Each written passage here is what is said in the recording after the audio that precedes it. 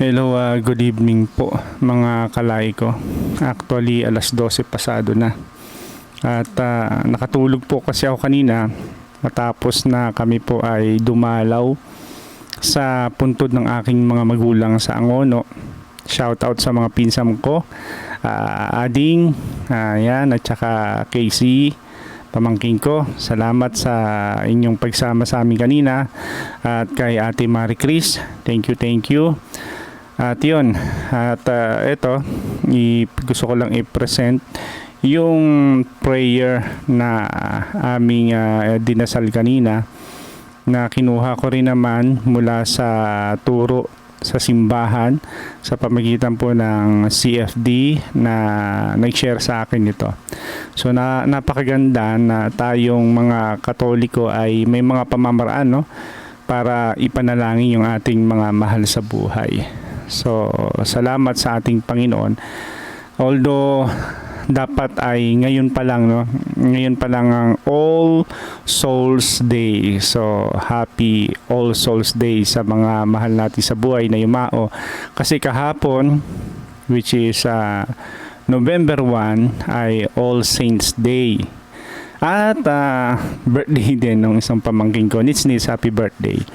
So ngayon ay tamang-tama alas 12:45, 12:45 na dito, at ako ay naalimpungatan, nagising. Kasi nakatutuwa po kasi kanina ay napakwentuhan ko yung aking mag-ina hanggang sa nakatulugan, no? Ang sarap nung pagkakakwento ko sa kanila tungkol sa panalangin, kung bakit tayo nananalangin para sa kanila. Bigla na lang na naisisingit. Gano'n naman talaga ang dapat nating gawin, lalo na tayong mga Katoliko na naghahangad na maituro yung tamang pananampalataya. Kapag may mga pagkakataon ay na-share natin ito. Siyempre, una sa lahat, dapat sa ating pamilya muna at sa ating mga mahal sa buhay, mga kaibigan, na loloobin ng ating Panginoon na makapakinig din at makatanggap sa biyaya din naman ng ating Panginoon. So kapag ang pamilya mo yung kausap mo at ipinapahayag mo yung kalooban ng Diyos, ay iba din yung approach, madali. Bakit po madali? Kasi it's not that technical, no? Ano ba ibig sabihin ko ng technical? Hindi mo na kinakailangan pa na mag-memorize ng eksaktong verse sa Bible, no? Kaya ako sinasabing technical. Kasi kapag ang kausap mo, lalo na sa ibang sekta, lalo na yung faith is nasa Bible alone, ha? Bible alone, yung kanilang pananampalataya is mas kinakailangan mo maging technical na upang mahikayat sila, which is yun naman talaga ang mahalaga, na babanggitin mo yung mga exact na Bible verse, dahil ito yung kanilang weakness, unless na mabasa nila sa Biblia ay hindi agad-agad sila maniniwala.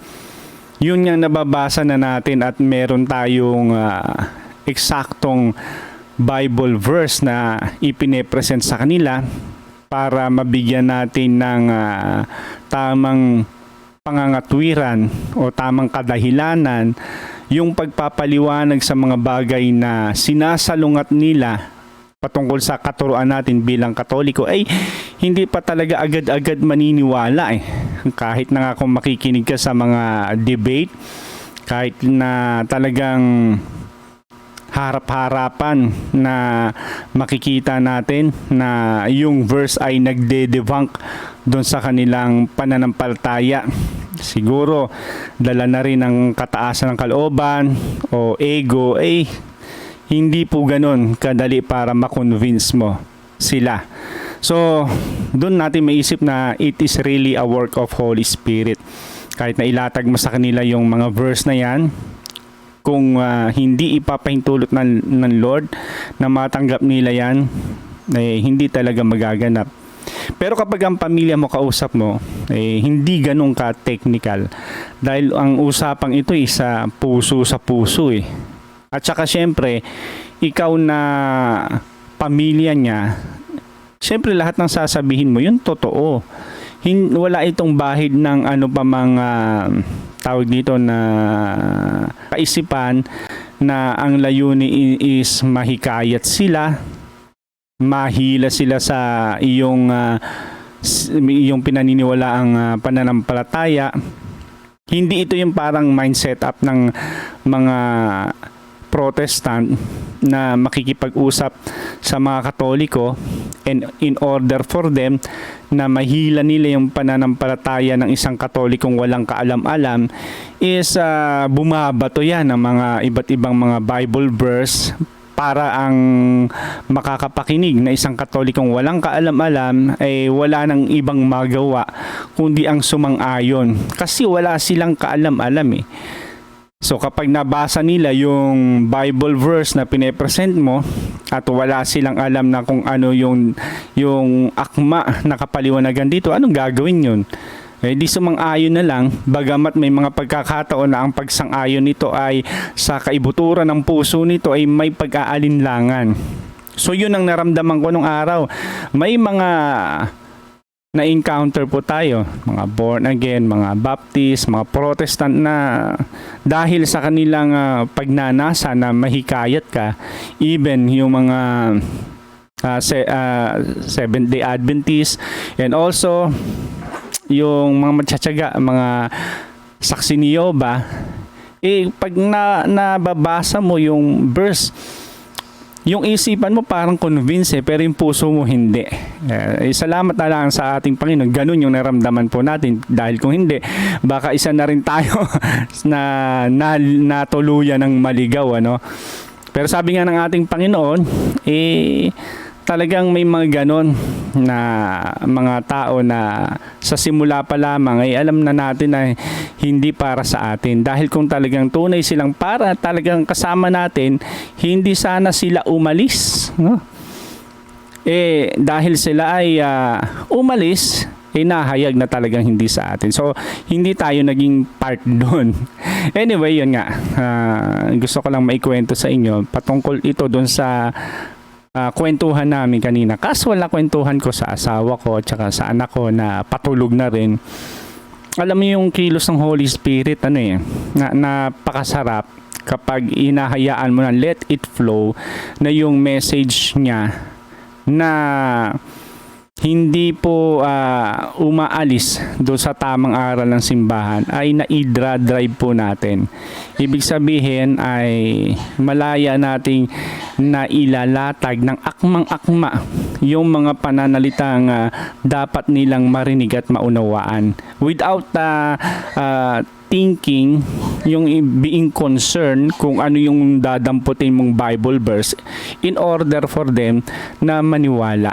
So yun ang kaibahan, na kapag ang kausap po natin ay yung mga mahal natin sa buhay, yung pamilya natin, ang importante yung essence ng message is ma-drive natin.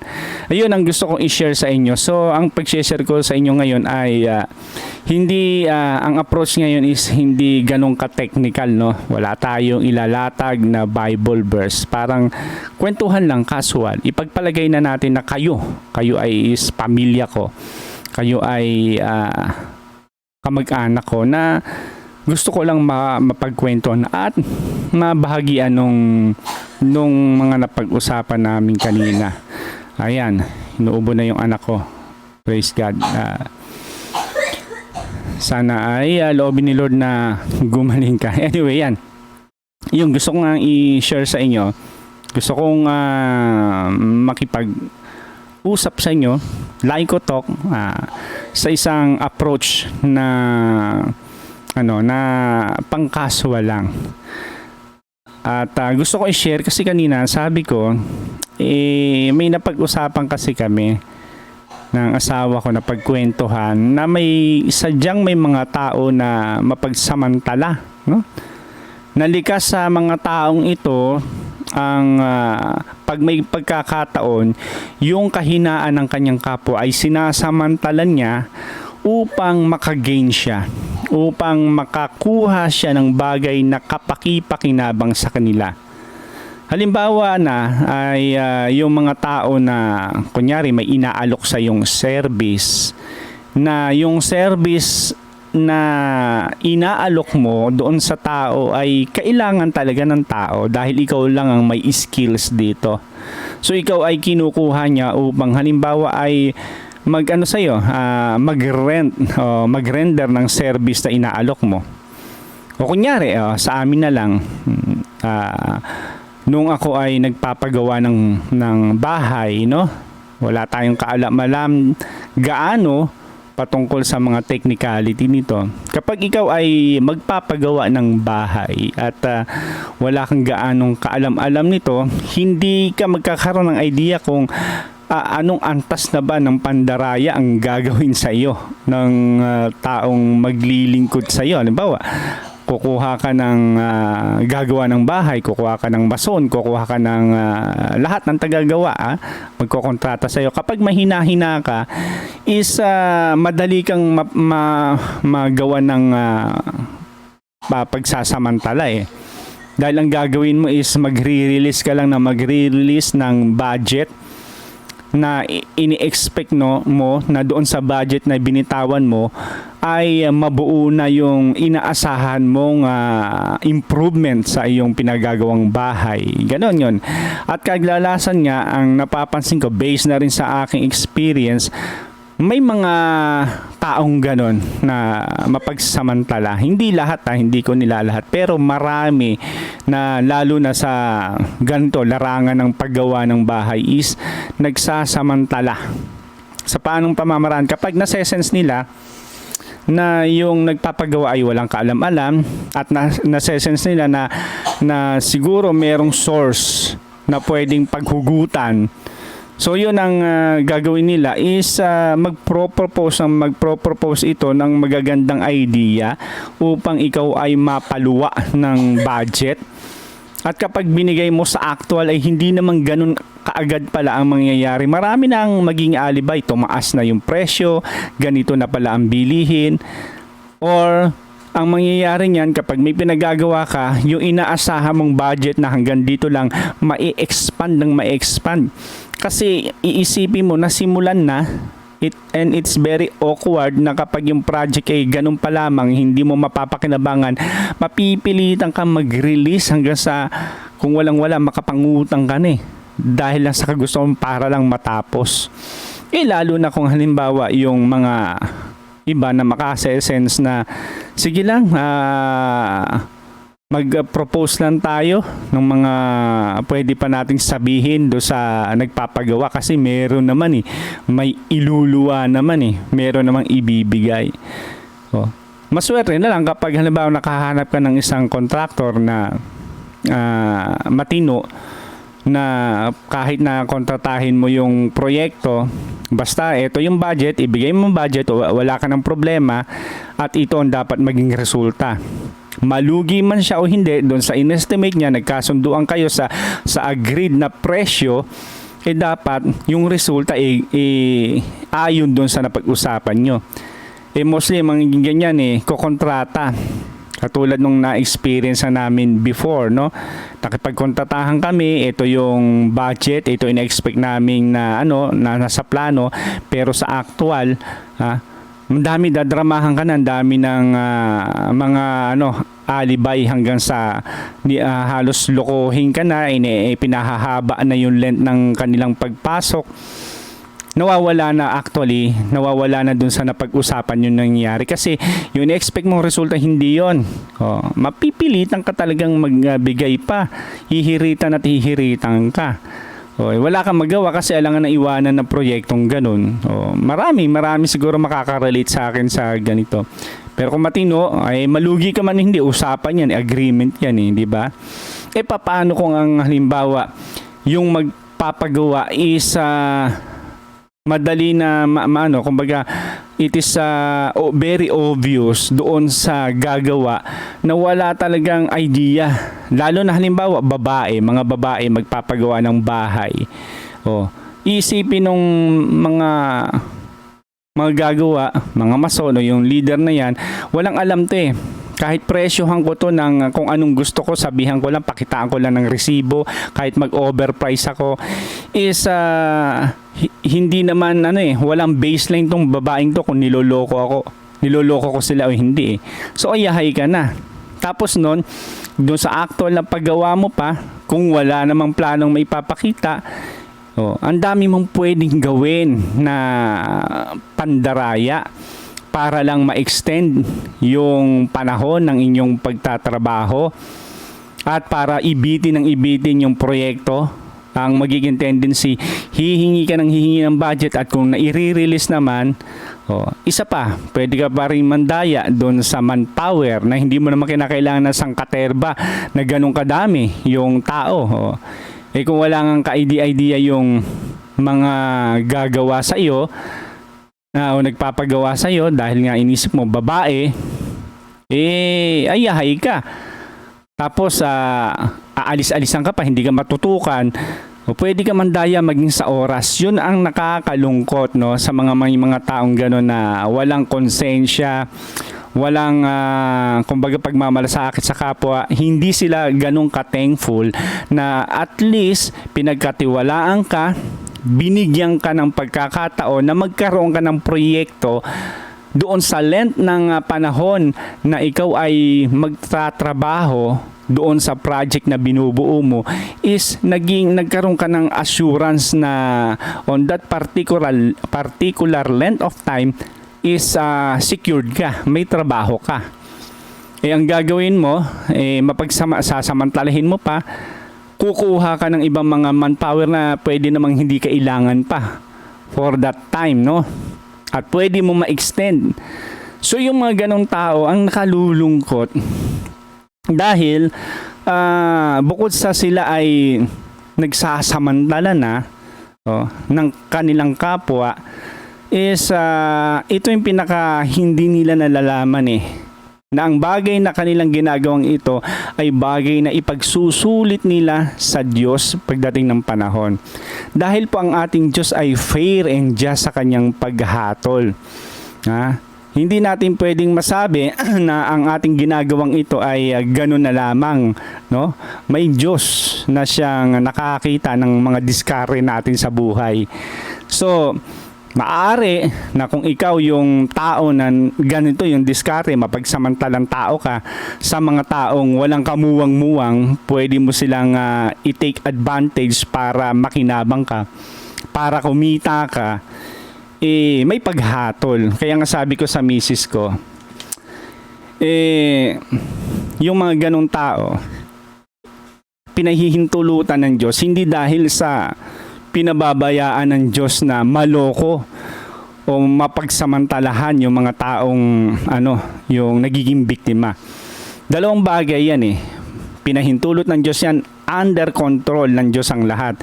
Maari para sa mga side yung taong nagiging biktima nito, makikita natin yung mga tao naman na nagiging biktima na ganyan, hindi naman pababayaan ni Lord dahil continuous ang flow ng blessing sa kanila dahil wala naman silang ginagawang masama Pero kung tututukan natin yung buhay nung mga taong mapagsamantala, kahit hindi sa larangan ito, halimbawa sa pagpapagawa ng bahay, kahit sa anong bagay, kung ikaw man ay may profession ka, nagre-render ka ng services sa tao na kayang-kaya mong gawa ng pamamaraan para makasingil ka ng higit sa nararapat, okay, magagawa mo yan. Pero pansinin mo, yung mga ganitong uri ng tao, ang mga taong madalas na hindi umuunlad ang buhay. Patuloy na lang sila sa pag-isip ng diskarte na ang kanilang nagiging pamantayan ng kanilang pamamaraan upang kumita ay papaano ba kaya ako makalalamang sa taong ito, hindi para maglingkod ng may kalidad kung papaano makalalamang. Yun ay nagiging panuntunan at yun nakalulungkot. Kapag yan ang sistema ng buhay mo, kahit ano pang gawin mo na pagsisikap, talagang may sadyang gapang Gumagapang ka hanggang diyan ka na lang. Bakit? Kasi marami ka ng excuse me, pinagsasamantalahan. Marami ka ng niloloko. Kikita ka ng malaki, okay. Pero yung kita mo ng malaki yun, hindi mo alam na ba't nakukonsume, nalulusaw. Maraming pamamaraan. Di ba? Hindi ka makakaipon-ipon. Marami kang na-encounter din ng mga problema, napagagastosan. Marami nagkakasakit din sa inyo. Kasi nga, may mga tao kang sinasamantala. Lalo na kapag ang sinamantala mong tao ay malapit sa Diyos. Pero sa ibang banda, meron din naman pagkakataon na nagtatagumpay. Yung alin? Yung taong nandaraya. Kaya nga merong part sa Bible, hindi ko lang alam kung anong particular verse, sinabi ng isang mangangaral, excuse me sinabi ng isang mangangaral na huwag kayong mainggit sa mga tao na umunlad man sa kanilang likong gawa.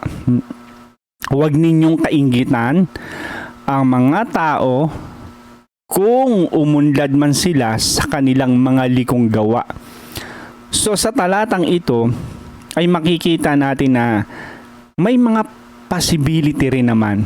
There is a possibility, hindi naalis, na may mga tao na sa kanilang pandaraya ay umuunlad sila, na kahit na hayag at lantad ang kanilang pandaraya, marami nakakaalam na kanilang ginagawang ito ay pandaraya at panloloko, umuunlad sila, di ba?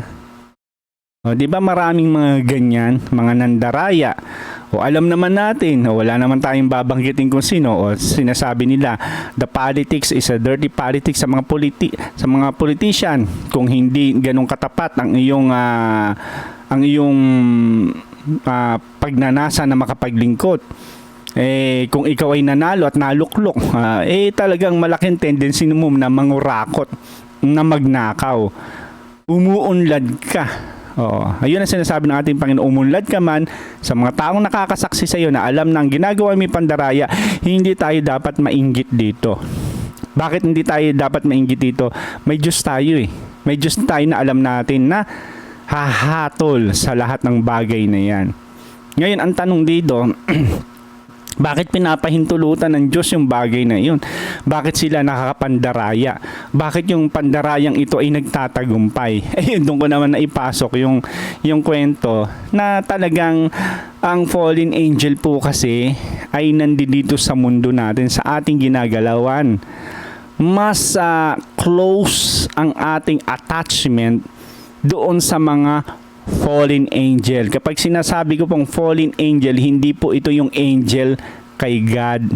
Yan po yung mga kampon ng demonyo. O ito yung mga demonyo na mismo. Sila ay, ang kanilang category is angel. Yes, they are angels. But, hindi sila good angels. Sila ay mga demonyo na nag-o-offer sa atin ng maraming mga bagay na ayon doon sa kahinaan natin na madali nating patulan. Kapag pinatulan natin yung ino-offer sa atin, yung inaalok sa atin ng fallen angel na ito, ng mga oportunidad sa ating buhay, doon tayo nasisilo. Doon tayo nagiging alipin. Kasi nga, yung mga angel na yan ay may kakayahan din na ikaw ay makaranas ng sinasabi nating aakalain nating blessing o pagpapala.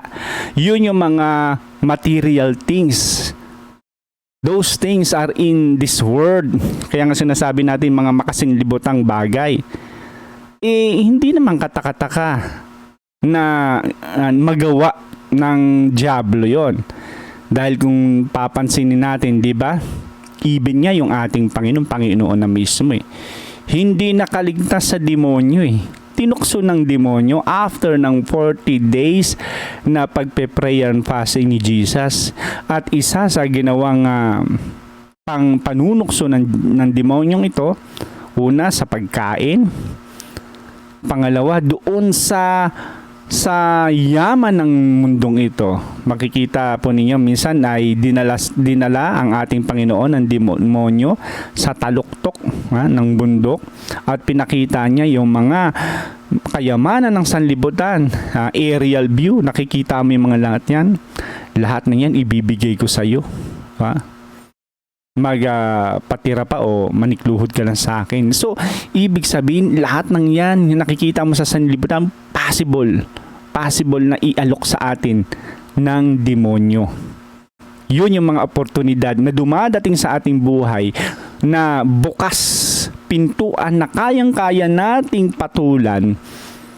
At kapag pinatulan natin yung tukso na ikaw ay maging rappler, kikita ka ng kikita. Tukso na ikaw ay magkalat ng fake news, di ba? Tukso na magpahayag ka ng mga doktrina na hindi sa Diyos para ikaw ay magkamkam ng maraming kita kapag ikaw ay maraming members. Maraming mga tukso na inaalok sa atin ang demonyo at uunlad ka. Tukso na binigyan ka ng talento at kakayahan na makapagpahayag at ang pinapahayag mo sasamahan ng demonyo at ang mga tao naman na hindi marunong magsiyasat ay magiging biktima mo. O ayan, kapag nag-invest yan dahil sa galing mo, o yayaman ka hanggang sa maging ka na, yung maging kalagayan mo nasa tugatog na ng tagumpay at pwede ka na mag-declare, I am the appointed son of God. Di ba? Yung mga tipong ganon. Yung mga tukso na ganyan.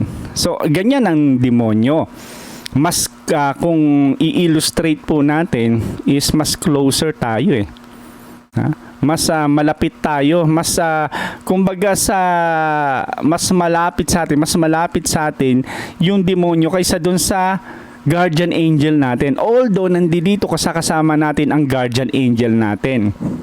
Kaya lang, it seems na nagiging mas closer ang demonyo kasi yung thoughts natin, yung ating kaisipan ay mostly ina-address natin sa mga demonyo sometimes unknowingly, 'di ba? At alam naman natin yung nature ng angel, yung demonyo is fallen angel.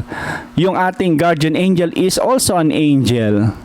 Pero hindi po sila nagkakaroon ng kakayahan na makakontrol sa atin unless binigyan po natin sila ng karapatan, ng kakayanan na gawin ito sa atin sa paanong pamamaraan kapag ina-address natin yung ating thoughts sa kanila.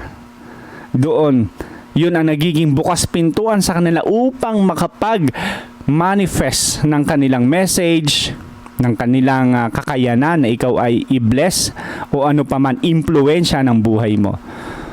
The same with our guardian angel na ibinigay sa atin nung tayo ay bautismuhan, na nandiyan na may guardian angel tayo na hindi naman natin kinakausap. Bakit? Kasi inakala natin it's fiction. Na yan ay sinasabi lang natin para sa mga anak natin, sa mga bata.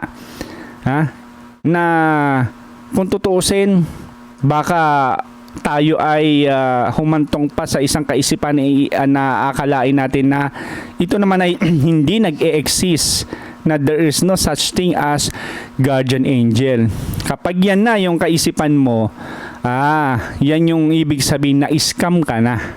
Di ba? Na-scam ka na ng kaisipan ng demonyo. Yung hindi ka papaniwalain na nag-e-exist yung guardian angel. The same thing, yung hindi ka rin papaniwalain na nag-e-exist yung devil. Kasi ang unang gagawin talaga sa iyo ng demonyo is hindi ka paniwalain sila nag-e-exist. Bakit? Kasi sa panahon na ikaw ay maniwala na hindi totoong demonyo, mas malaya silang makakilos. Na nandiyan na sila, hindi mo alam, nandiyan na pala sila, captured ka na pala nila. Diba? Kapag naniwala ka kasi na may demonyo, maniniwala ka rin na may kalaban ang demonyo, which is yung mga guardian angel. Kaya yun, Yun ang diskarte nun. Yun, nabanggit ko lang kasi yung angel at saka yung falling angel. Depende po yan sa kung ano po yung pinatutungkulan ng ating kaisipan madalas.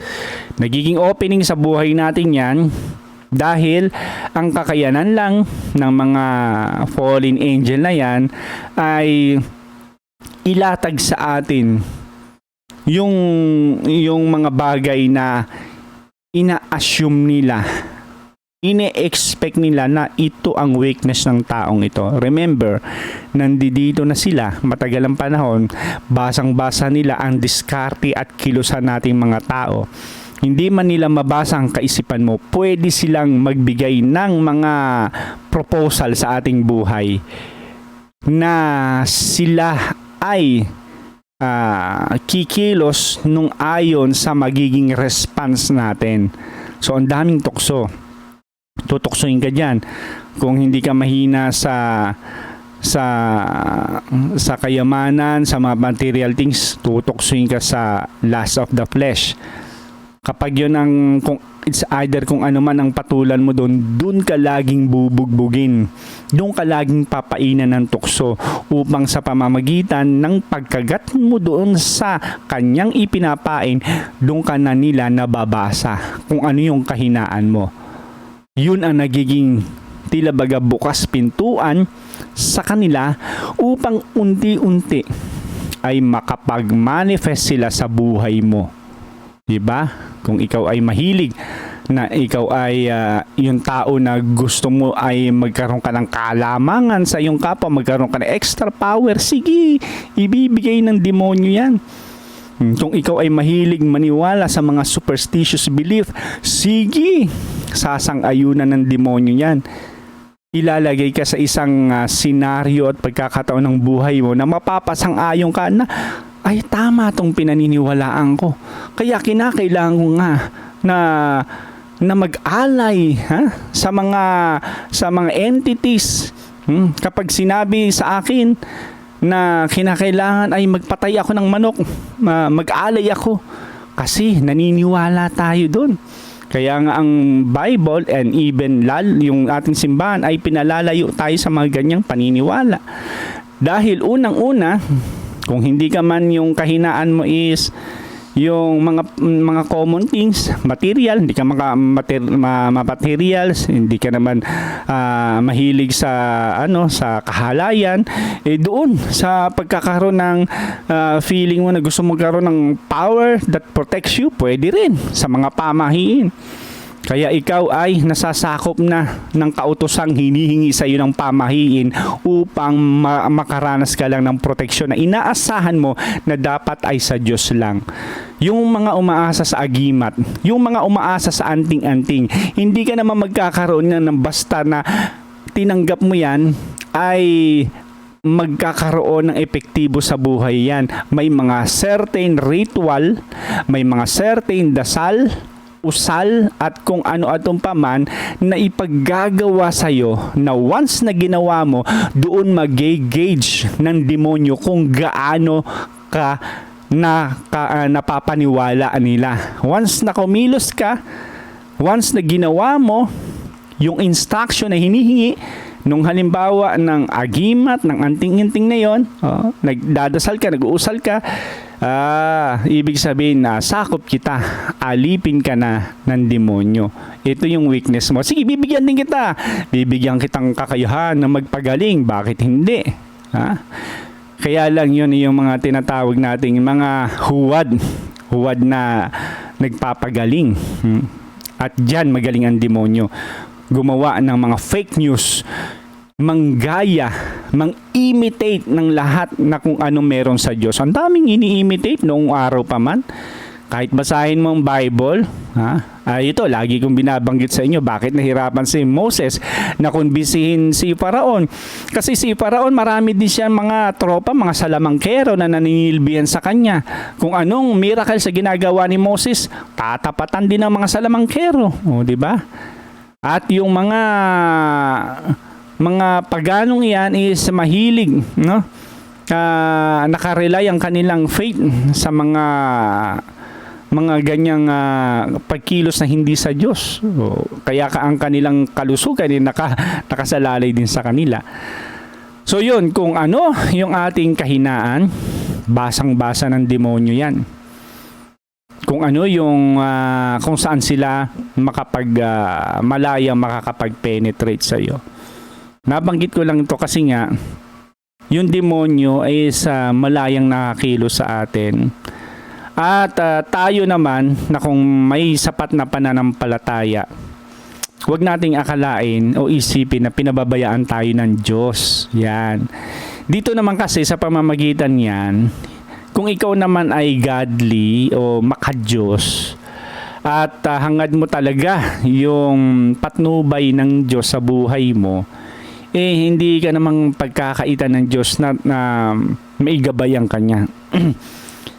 Kaya lang, syempre, sa ating pagsunod sa Diyos, kinakailangan mapatunayan natin yung sinseridad ng ating pananampalataya sa Diyos. Kaya minsan talagang dumadaan tayo sa pagsubok. Pinapahintulutan ng Diyos na bakit ba kung kailan ako sumunod sa Diyos? Bakit ba kung kailan ako nagdesisyon na maglingkod sa Diyos? Bakit ba kung kailan ko nakilala ng lubusan si Mama Mary? Ay bakit ganun? Lalo yatang para akong pinagkaitan ng tadhana. Parang ang ilap-ilap sa akin ng blessing na inaasahan ko. Diba? Tuloy lang. Kasi yung bagay niya yan is isipin na lang natin na dahil sa ikaw ay nagdesisyon na ikaw ay maglingkod sa Diyos, inilalagay po natin ang ating sarili na kalaban na ng demonyo. So kung kalaban ka na ng demonyo, panig ka na ng Diyos, nasa proteksyon ka na ng Diyos, kaya lang ang demonyo gagawa ng pamamaraan upang ipaisip sa iyo na hindi ka iniingatan ng Diyos. At ang Diyos naman natin, na hindi natin sakop ang anumang kanyang kaisipan, my thoughts are not your thoughts.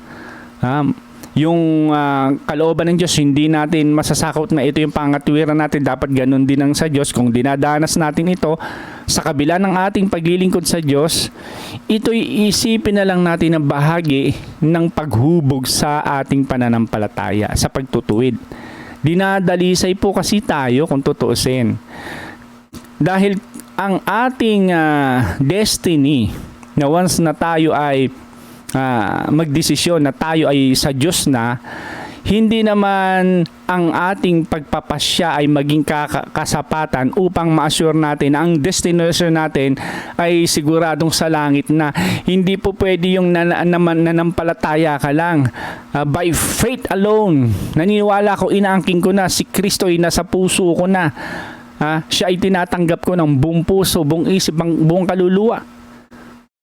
Pero hindi magiging kasapatan yung kung hindi mo patutunayan yung pananampalatayang iyon, kung gaano kadalisay yung pananampalatayang yun, kung hindi tayo ay dadaan o madadarang sa pagsubok. Pagsubok na siyang magpapakita sa atin ng tulad ng isang ginto na dinadalisay sa apoy kung ito ay puro ba o hindi. So, yung ating mga ginagawang ito na pagtugon natin sa bawat pagsubok, yun yung yun yung isang uri ng mabuting gawa eh. Yung ating pagsisikap na mapanatili na makasunod sa kalooban ng Diyos, makagawa, ibig sabihin magtrabaho, mag-express ng pagmamahal ng Diyos sa ating kapwa. Makagawa, ibig sabihin, maipakita natin sa ating kapwa yung pagmamahal ng Diyos. Yun yung bunga ng ating paggawa.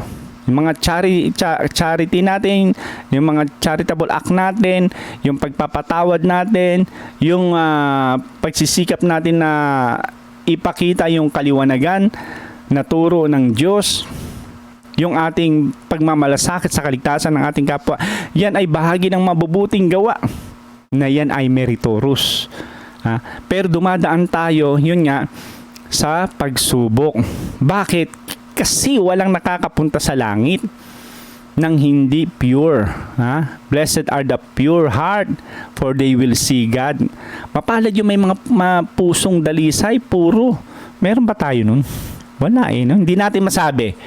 Unless na mapatunayan natin ito kung mapagtagumpayan natin yung pagsubok na dinaranas natin sa kabila ng ating pagpasya na tayo ay maglingkod sa Diyos at nananatili tayo sa Kanya hanggang sa wakas. Diba?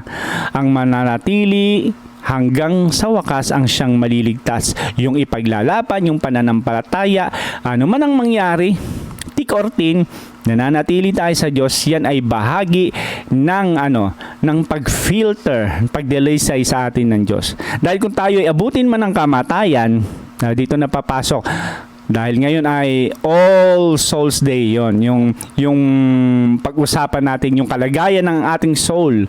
Kapag tayo namatay, may pananampalataya tayo, but not that pure enough para makapunta tayo sa langit, pasok tayo sa purgatorio. Diba? Pag namatay po ang tao, agad-agad magkakaroon tayo ng particular judgment.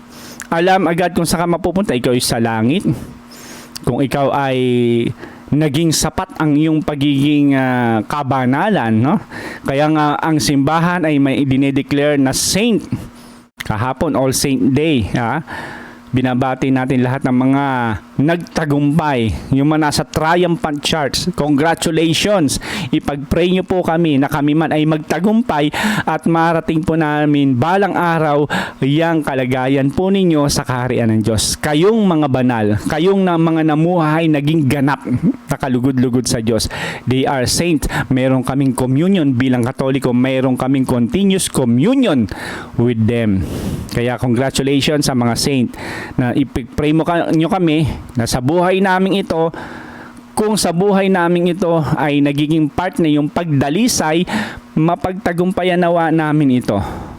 Dahil hindi pwede na magiging puro ang isang bagay maging ang pananampalataya kung hindi dadaan sa pagdadalisay. Kung kami nabubuhay at dumaraan na kami ng pagdadalisay, loobin nawa na mapagtagumpayan namin ito. Pero kung abutin man kami ng kamatayan, yun dun papasok yung role natin. Sa mga faithful, mananampalataya na hindi naging ganap yung kanilang pananampalataya, hindi nakapasok sa antas ng pangangailangan upang makatawid ka doon sa kalangitan. Ano yun? Yung pagiging pure. Pagiging dalisay. Walang bahid. Wala ba tayong bahid? Mag-isip ka lang ng hindi maganda sa kapwa. Tumingin ka lang sa isang larawan.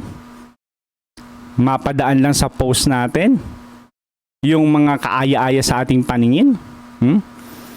Yung mga lalaki, makita lang ng mga babae na kahali-halina. Tabuan ka sa isipan mo. At i-treasure mo yon, mag-react ka. Hindi po tayo dalisay. Kaya, even si Cardo Dalisay namamatay. Dahil walang dalisay talaga. Kinakailangan po natin nung mga talagang mga banal, pinabanal ng Diyos. Kaya tayo nagpre-pray sa kanila, kasama natin sila unang-una doon si Mama Mary. So kung tayo namatay at hindi naman makatwira na tayo ay maswak sa impyerno, ang ating Diyos nga ay sinasabi ko ay Diyos na patas na humatol, fair and just. Kung ikaw hindi swak sa impyerno, okay lang yan. May pag-asa ka pa. Doon ka mapupunta sa purgatorio. Ang lahat po ng kaluluwa na nasa purgatorio ay subject na. Walang ibang destinasyon na yan kundi papuntang langit. Wala pong nanggagaling sa purgatorio na babagsak pa mapupunta sa impyerno. Kasi kapag nasa purgatorio ka na, nasa passing grade ka na, kinakailangan ng dalisayin ka. 'Di ba? Kinakailangan maging pure ka. dahil walang makakapasok sa langit ng may bahid kasalanan. So napakaganda po ng dogma na tinuturo sa atin o katuruan sa atin ng simbahan. Kaya tayo may tinatawag na Communion of Saint. Kasi yung ating mga prayer, bunsod ng ating pagmamahal sa ating mga mahal sa buhay ay mayroong epekto sa kalagayan ng kanilang kaluluwa. Kaya ano ipinopromote ni Mama Mary? Bakit niya binigay sa atin ang rosary? Hindi lang upang maging weapon, maging pananggalang natin sa mga tukso ng pagkakasala, sa anumang mga pagsubok na ating pinagdadaanan, na ating binabalangkas, kundi ito po ay kasangkapan din upang magkaroon tayo ng continuous na communion sa mga saint, lalong-lalo na kay Mama Mary.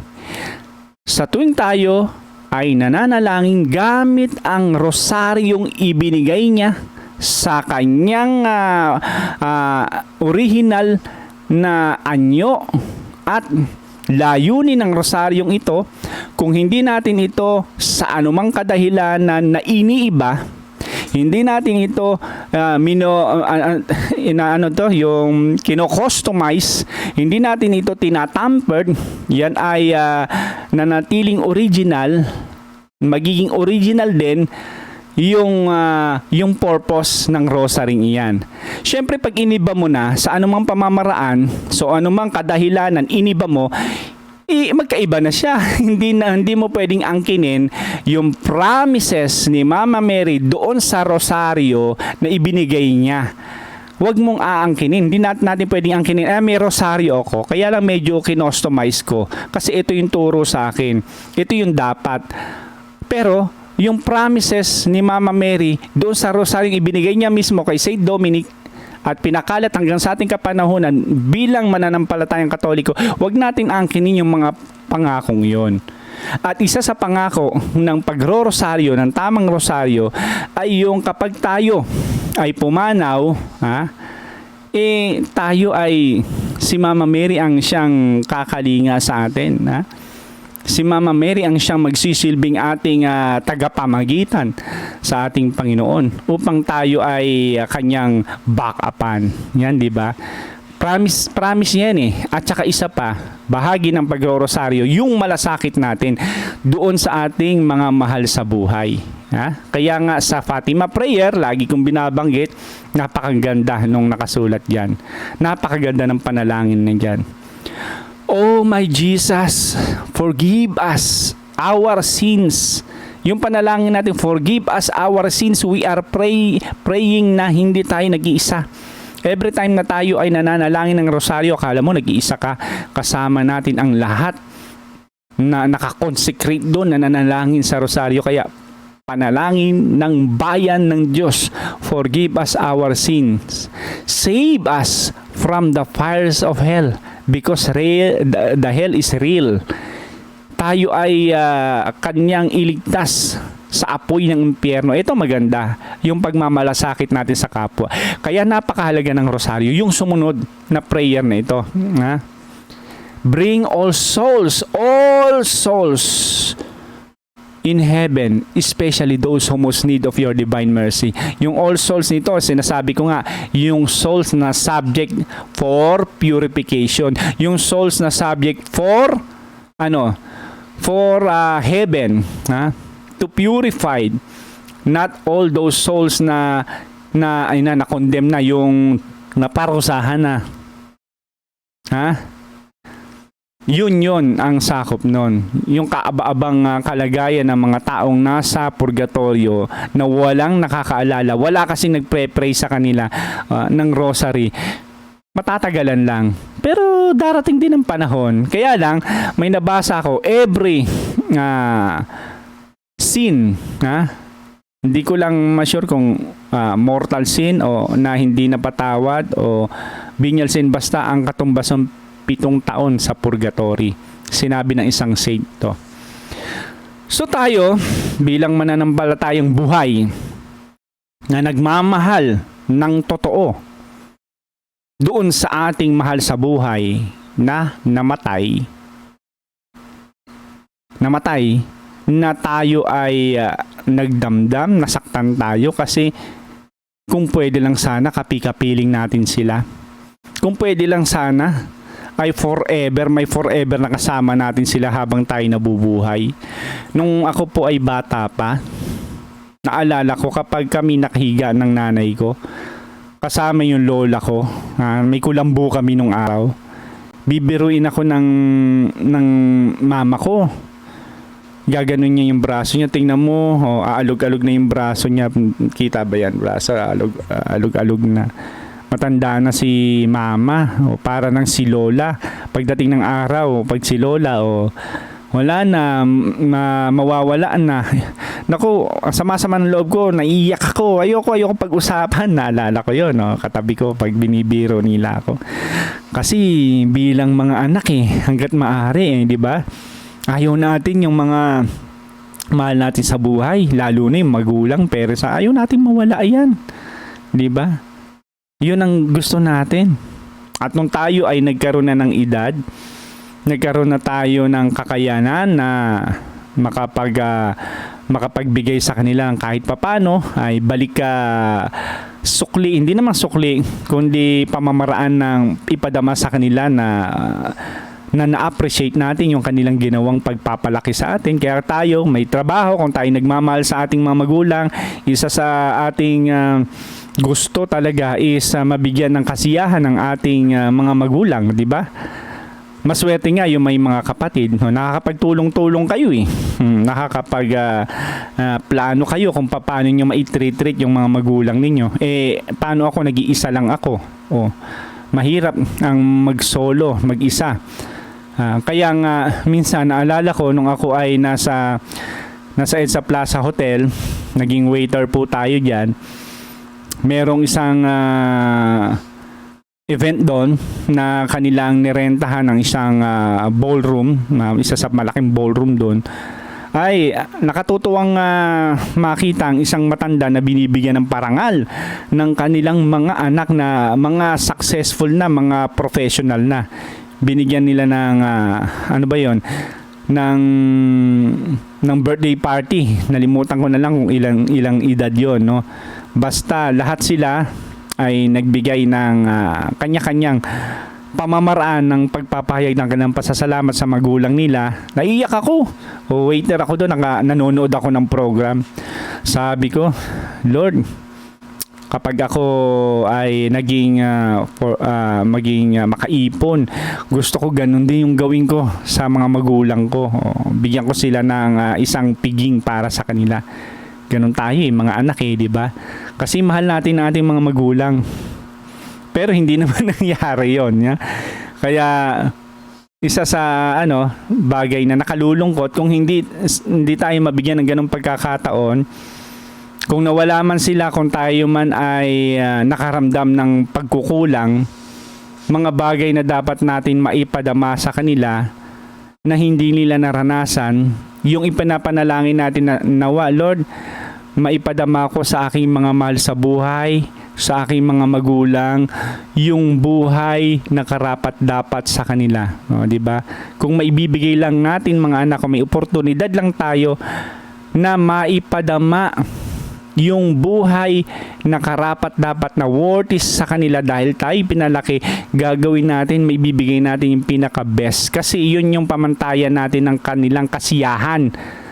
Yung makagawa tayo ng something na makapagbibigay sa kanila sa isang comfort na kalagayan, di ba? Kapag nawala 'yon, wala na. Sa mga non-Catholic, sa mga born again, sa mga Protestant, basta hindi Katoliko, kapag nawala yung oportunidad na 'yon sa ating mga mahal sa buhay, wala na. Wala na silang kakayanan pa na makapagbigay ng bagay na magbibigay ng comfort sa kanilang mahal sa buhay. Kaya hanggang doon na lang. Pero we are that blessed. Kung ikaw ay Katoliko, hinihikayat kita, meron pa tayong magagawa. At may malaking bagay pa tayong magagawa sa kanilang kalagayan ngayon na silang mga mahal natin sa buhay, magulang man natin sila, pamilya natin sila, anak, asawa, o sino pa man na mahalaga sa ating puso. Kung sa tingin mo na ikaw ay nagkulang ng iyong kakayanan, hindi mo nagawa nung sila'y nabubuhay, yung gusto mong buhay na may bigay sa kanila para maramdaman nila na mahal mo sila, kung nawala sa iyong buhay ang pagkakataong iyon, huwag tayo malungkot. Katoliko ka, Katoliko tayo, meron pa tayong magagawa. May magagawa pa tayo, depende sa ating antas ng pagmamahal. Kung sila ay nandiyan pa rin sa puso mo, kung nasa puso pa natin, kung meron man tayong kakayanan na pwede natin gawin, yan ba ay ipagpapasawalang bahala mo? Yan bang pagkakataon niyan ay minsan pa nahahayaang mong mawala sa'yo? Meron pa. Yung ipanalangin ang kanilang kalagayan ngayon. Walang nakatitiyak kung nasan sila ngayon. Pero binibigyan tayo ng oportunidad ng simbahan sa pamagitan ni Mama Mary ng pamamaraan pa upang maipadama yung pagmamahal natin sa kanila.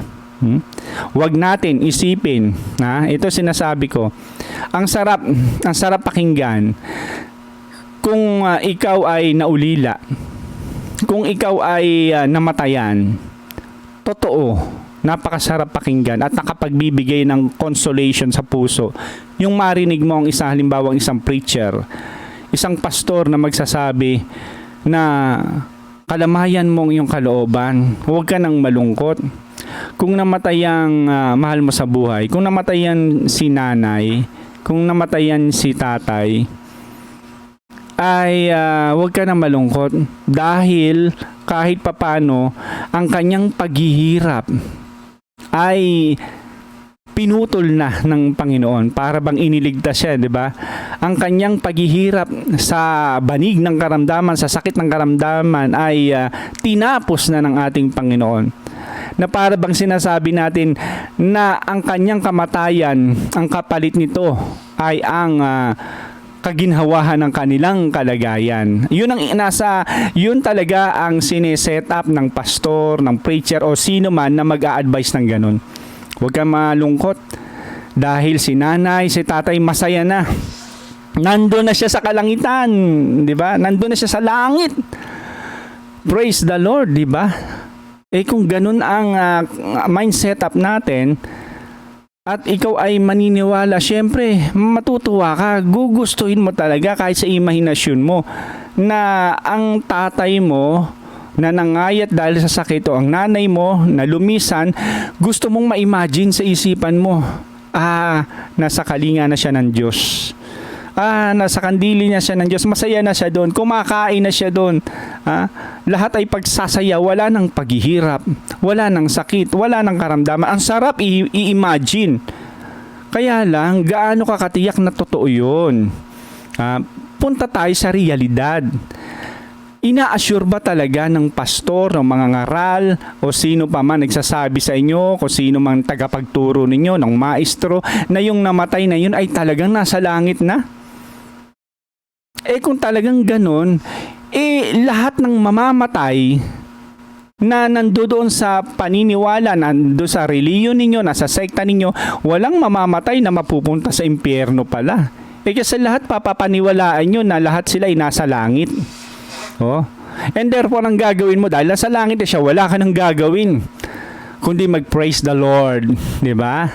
Wala ka nang gagawing any effort that benefits on them. Kung yan ang totoo, hindi sinsanay, hindi na ibinigay ni Mama Mary yung rosary. Yan ay binigay sa atin upang sa udyok ng pag-ibig ay makagawa pa tayo ng bagay na kapakipakinabang sa kanila. Sino nagsasabing nasa langit na siya? Unang-una, bakit mo i-assume? Sasabihin mo kasi by faith, naniniwala ako. At yung sapat na yon, faith mo yon. Pero yung faith bang yun ay talagang makapagbibigay talaga ng assurance na nandun na siya? Excuse me. iko-contest mo ba kay Lord? Lord, pag namatay ka, soul ka na, at kung sakali man mapunta ka sa langit, Lord, ba't wala dito yung nanay at tatay ko? Ba't wala dito yung anak ko? Hindi ba nanampalataya naman ako? By faith, nung namatay sila, inangking ko, nasa langit. Ikaw may pananampalataya ka. Dahil ba sa faith mo yon? Kung yung mga magulang may makasalanan, ay, dalisay yung pananampalataya nito, sige, ilalangit ko na siya. Hindi. Dahil tayo nga naniniwala na anumang ginawa natin dito sa buhay, doon sa faith ninyo, kung ano man ang ginawa ng tao habang sila'y nabubuhay ayon sa iyong pananampalataya, kapag sila'y namatay, wala nang magagawa pa. Final yung pag-judge ng Diyos. 'Di ba? Kuha niyo 'yon sa faith ninyo na ang tao na nabubuhay, kapag namatay na, kung saan man siya marapati ng Diyos, mapunta niyang kaluluwa, kung sa langit man o sa impyerno, wala na tayong ano pang magagawang impluensya doon. Ngayon, kapag namatay, sasabihin mo, by faith, alam ko na sa langit siya. Di parang iniisip mo rin naman may magagawa yung faith mo. Nagiging double standard yung faith ninyo. Di ganun na rin, maniwala ka na rin doon sa nananalangin para sa kaluluwa. Diba? Kasi iniisip mo na dapat yung faith kong ito ay magkaroon ng bunga, magkaroon ng epekto. Lord, by faith, yung nanay ko, yung tatay ko, dapat nasa langit na. Dapat mag-work to. Di pag gano'n ang mangyayari nga, sinasabi mo na rin na may magagawa pa yung pananampalataya mo doon sa namatay na mahal mo sa buhay. Di ba? Naisip nyo ba yon? Na kinokontra ninyo, nagkakaroon ng contradiction yung sarili nyong pananampalataya. Dinidebunk ninyo yung pananampalataya ng Katoliko na kapag nananalangin sa mga batay, naku, yan ay karumal-dumal sa Diyos. Yan ay necromancy. Hindi po kami sa patay nananalangin kami sa buhay. At ang pinamanalangin namin ng buhay ay yung mga santo. At ang santo doon sa panguna ni Mama Mary kailanman ay hindi namatay. Buhay po yan. Ngayon iisipin nyo yung by faith. By faith, alam ko, masaya na ako. Kaya pag namatay ako, expected ko dapat nandun si Lord nandun sa ang aking mga malsuboy sa langit. Di ba? So ngayon, ilagay na natin. Ayos na natin. Kung ganun ang paniniwala mo, naniniwala ka na rin na may kinalaman at may kakayahan yung anumang ating gagawin pa. May magagawa pa tayo. Yung ginagawa nyo nga by faith Now, which is wala naman sinabi sa Bible. Pero sa amin, mayroon kaming mga doktrina at may authority ang simbahan namin na ituro sa amin yung mga pamamaraan na pwede pa namin magawa. Sa turo ng simbahang Katolika, meron kaming communion with saints. At yung pagmamahal namin ay mayroon pang epekto na may magagawa doon sa mga kaluluwang nasa purgatorio. Ngayon tayo mga Katoliko, again, I'm speaking as a Catholic, sa mga Katoliko, sa mga laiko, huwag tayong tamarin sa pananalangin para sa kanila. Binibigyan tayo ni Mama Mary ng pagkakataon na maipadama po natin yung ating pagmamahal sa kanila. Every time na tayo nananalangin sa rosary, part nito, kabahagi nito, yung mga souls ng mga taong may nakalimot na, 'di ba? Kaya nga yung mga tao na wala na nakakaalala kung ang kanilang mga mahal sa buhay, kung ikaw ay nasa purgatorio, yung kaluluwa mo is wala nakakaalala, may pag-asa ka na mapadali yung pananatili mo sa purgatorio as long as maraming nananalangin ng rosary. Yung collective prayer ng rosary iyon, na kung saan ay sa bandang huli ay sa panalangin ni Saint Fatima, bring all souls to heaven, especially those who most need of your mercy. Yung nangangailangan ng iyong awa, yung mga wala na nakakaalala. Kung ikaw yon, umaasa ka sa ambon ng benepisyo ng bawat nananalangin ng rosaryo. Di ba? Kung ikaw, mahal mo sa buhay, nananalangin ka, hindi lang rosaryo, kundi particular na naniniwala ka na ikaw ay ang prayer mo ay mayroong kakayanan, o mas beneficial yon. Si Mama Mary ang nakakaunawa nun. Kaya nga kapag lagi nating pinagpre-pray yung soul ng ating mga mahal sa buhay, alam ni Mama Mary yon. Pwede niyang gawin na sa kanyang anak na hindi siya mapapahindian. Itong soul na ito, maraming mga anak ang nananalangin. At bakit pinapanalangin siya ng kanyang mga anak? Ito'y dahil marahil sa naging bigat o timbang ng pagmamahal na ipinadama ng taong ito nung siya'y nabubuhay doon sa kanyang iniwan. Kaya magiging isang meritorious doon sa kalagayan ng soul. The more na may maraming nananalangin para sa kaluluwang yon, ito ay nangangahulugan na may mga nagmamahal doon. At yung pagmamahal na yon ang siyang pwedeng bigyang justification ni Mama Mary na hingi niya sa kanyang anak, anak ko, kasi ako mas nakakaranas kasi ako yung pure human eh. O anak, marami nagpray-pray dito sa kaluluwa ng taong ito, yung mga nabubuhay, yung mga anak niya, yung kamag-anak niya, yung mga taong natulungan niya. Pwede bang ito ay maging kasapatan para kunin na natin yung kanyang soul sa purgatory? O di ba? May epekto. Kung ikaw ay naswak sa purgatorio at hindi ka naman naging ganun ka-epektibo yung pagpapadama ng yung pagmamahal, don't worry, papunta ka rin sa langit, kaya medyo matatagal lang kasi wala nagpre-pray sa'yo. Kaya tayong nabubuhay aral, ipadama natin ang lubusan yung ating pagmamahal sa ating kapwa. Huwag tayong manghinawa sa paggawa ng mabuti na bagay na itinalaga sa atin nung Diyos sa simula pa lamang. Dahil ang bawat bagay na yan, kapag pumanaw ka na, magiging legacy yan. Yan ang magdra-drive sa taong iniwan mo na pinagpadamaan mo ng pagmamahal upang ipag-pray ka nila. At yan ay malaking porsyento, malaking points sa kalagayan mo na makapagpapahango ng iyong kaluluwa from purgatory to heaven. Diba? Ganyan yung simpleng pamamara ng pagpapaliwanag ko sa pamilya ko. Yung sinasabi nga, walang technical.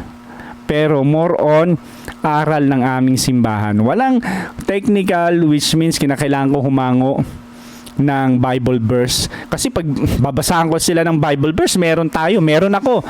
Tanong niyo sa akin, may tatanong kayo, sige, ilagay nyo, i-comment ninyo, sasagutin po natin. Pero hindi ito yung tamang pagkakataon na mag-lecturean tayo eh. Kundi sineshare ko lang sa inyo yung paano pamamaraan na sineshare ko sa pamilya ko sa antas ng pangunawa na pwede nilang masakop, di ba? Babasahin ko sila ng Bible verse, boring yan, di ba? Babasahin ko kasi hindi naman nandoon interest pa nila sa ngayon. Hindi naman sila Bible alone na kapag binasa mo na magsisiyasat, saan ba, totoo ba, nakasulat ba yan, saan verse yan.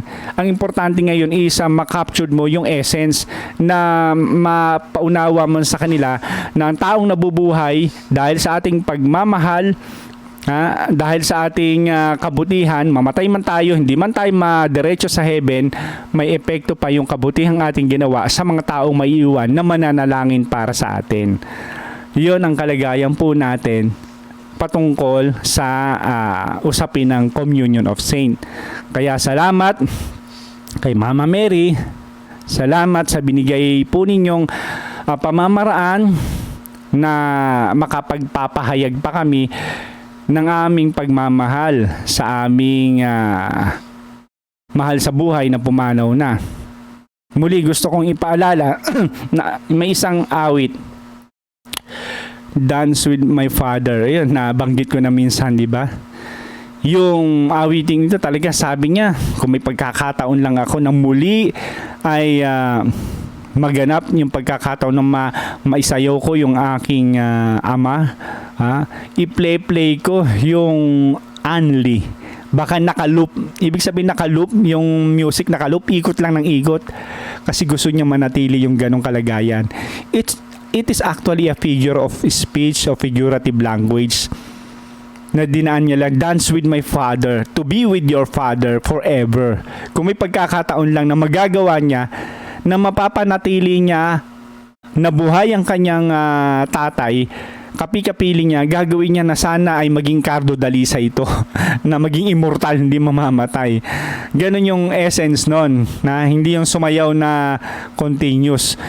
Sa ating pananampalataya, kung meron naman tayong magagawa sana na maipadama natin, mahal kita tatay, hindi ko nasabi sa iyo kasi ma-pride ako noon, mahal kita mama, kaya lang sorry, hindi ako showy, kaya sana naramdaman mo, naunawaan mo naman ako, di ba? Alam ko naunawaan niyo ako, hindi ko man naipadama sa iyo, hindi ako naging showy, no, nawalan man ako ng pagkakataon, di bale, bumabawi naman ako sa iyo eh. Di ba nung ako'y dumadalaw sa puntod mo, lahat ng paborito mo inilalagay kong atang. Di ba mahilig ka sa hamburger, may hamburger, may spaghetti, lahat na inilagay mo. Ginawa mo yung nicho niyan, ginawa mong lamesa. 'Yon. Akala mo may epekto 'yon, yung atang. Mahilig ka 'di ba sa sa sigarilyo. Namatay nga yung tatay mo sa lung cancer eh. Iaatang mo sigarilyo. Anong katwiran meron tayo sa ganyang uri ng kaisipan sa mga pamahiin? Katoliko, Kristiyano, iwasan na po natin ang atang. Yan ay paganong kaugalian, hindi po makakristyano. Ayaw ng Diyos yan, pagsasayang lang sa pagkain yan. Kung gagawin mo yan, okay. Akala mo lang makakaapekto sa'yo, sa isipan mo, psychologically. Kasi kapag ginagawa mo yan, magkakaroon ka ng consolement sa iyong puso. Magkakaroon ka ng satisfaction, a bit of satisfaction siguro pag ginagawa mo itong iniisip mo, yes, nandito yung nanay ko, bumababa siya tuwing araw ng mga patay, nakakapiling namin siya, kumakain kaming mga kamag-anak dito, nandyan siya, uy, may paru-paro siya yan. Walang ganun turo sa simbahan. Pag may paru-paro dyan, patayin ko pa yan eh. Kasi wala naman siya eh. Kaya lang kung paniniwala mo, yung paru-paro, yun yung tatay mo, yun yung nanay mo, yun yung lola mo, sasabihin ko sa inyo, sasakyan niya ng evil o ng fallen angel. Kaya yung pararamdaman sa iyo, akala mo si tatay. Tatay mo naging paru-paro, saan ka na makakita sa Biblia yan? Diba? Kaya wag ho tayo maniniwala, tigilan na natin walang kakwenta-kwenta at walang kabuluhang paniniwala sa mga paganong gawain na yan, sa mga kaisipan ng mga pamahiin na yan. Wag tayong pasakop dyan. Kung meron man tayong kalayaan na ibinigay sa atin ni Kristo na ating Panginoon, ang kalayaan natin ito ay wag mapaalipin sa mga bagay na panuntunan ng sanlibutan ito. Yun yung mga pamahiin. Kung magpapasakop ka man, dun sa kalooban ng Diyos na tinuturo niya mismo. Diba? So, yun po, ipanalangin po natin ang ating mga mahal sa buhay at manatili tayo na firm ang ating pananampalataya sapagkat kung sila man ay nasa langit na, yung ating panalangin ay hindi po nasasayang. Yan po ay maging collective prayers natin na magiging beneficial sa mga tao na nasa purgatorio na walang nakakaalala. So, di ba? Ang ganda ng tinuturo sa atin ng ating Panginoon na yung communion natin sa isa't isa ay tayo ay nasasakop sa udyok ng pagmamahal. So yun lang po, isang happy Halloween. Hallow means to be holy. Iwasan natin pala, isang paalala lang, pahabol paalala, huwag nating hayaan yung mga anak natin magsusuot ng mga halimaw, mga horror na parang tuwan-tuwa tayo. Uy, ang cute ng anong anak ko, mukhang Dracula. Yung cute white lady. Kailan naging cute yung white lady? Kailan naging cute ang Dracula? Kailan naging cute at nagiging karapat dapat na purihin yung mga bagay na sa demonyo? Ngayon ay pagkakataon at panahon na para muling ibalik natin ang tunay na diwa ng Halloween. Yan, napasadahan ko tuloy. Yung Hallow means holy. Na yan ay tinalaga ng iglesia upang pagkakataon na sama-sama tayong ipanalangin at pagpasalamat sa Holy Week, yung araw ng mga saint sa kanilang pagpapagal at pagpapakita ng mabuting halimbawa maging Kristiyano, at sa araw ng mga kaluluwa na kung saan dapat natin silang ipanalangin. Hindi ito yung panahon ng katatakutan. Dahil sa isang tunay na nanampalatayang Kristiyano, huwag po natin bibigyan ng kahit sa anong pamang kadahilanan na magkaroon ng kahit katiting na puwang na babigyan natin ng parangal sa kahit anong pamamaraan ang mga demonyo. Yan po ay tinatakwil, yan po ay tinataboy, at hindi natin dapat kagalakan na ang mukha nila ay mailagay sa mukha ng ating mahal sa buhay, mukha ng ating anak, at sabihin ang cute nila. Sino pinapraise natin doon? Sa palagay po ninyo, nabibigyan natin ng kaluguran, nabibigyan natin ng honor ang Diyos. Sasabihin mo naman, killjoy. Hindi ba alam na killjoy yan kay Lord? Di ba? Matutuwa ba yan kay Lord na mga kalaban niya, pinipraise mo? Hindi ba naiisip na it is something that will offend our Lord? Yung mga kalaban na yan na yun sa araw na ito pinagsasaya ninyo? Ano yung mabuti? Ibalik natin ang diwa ng Holy Week.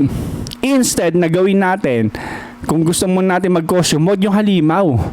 I-costume natin. Halimbawa, yung maging katulad ka ni Padre Pio, itsura ni Padre Pio, nung sino mang saint na nagdideboto mo. O, yung mga nagbibigay inspirasyon sa inyo. Ang problema, kinahihiya natin yon sa mga taong makasanlipan ng corny yon.